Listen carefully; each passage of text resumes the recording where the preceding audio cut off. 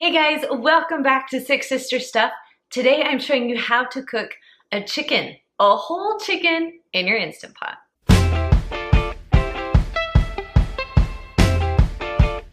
So I'm Kristen, I am the second sister from SixSisterStuff.com. And I think one of the most common questions I get is how to cook chicken in the Instant Pot. So I've done some chicken breasts for you, I've done chicken wings for you, but today I'm gonna show you how to cook a whole chicken in your Instant Pot. Now, if you're new to this channel, welcome. If you haven't done so, make sure you subscribe and of course, push the little bell to get all the notifications every time I share a recipe, especially if you're looking for new Instant Pot recipes. All right guys, let's head on over to the Instant Pot and make this whole chicken right inside.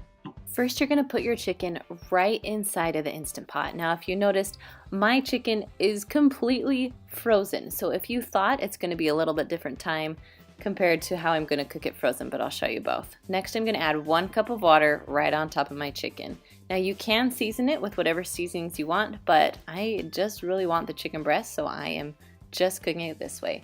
So make sure your knob is on sealing, and you can push the meat or stew button, but I'm gonna push manual or pressure cook and go all the way up to 50 minutes because it's frozen. If it's not frozen, you can do 25 to 30 minutes. Now when you're done, you can let it release on its own, or you can do a quick release. I wanna eat quick, so I just flipped it on over. Once the pressure is out, you can lift your lid up and your chicken should be all the way cooked through.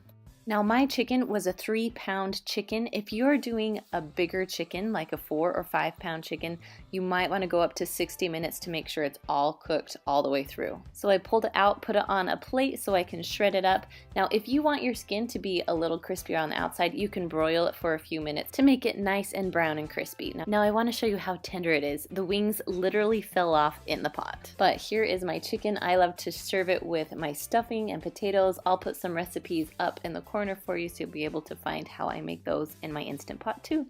All right, you guys, I hope you have a great day. I'll see you next week. Bye.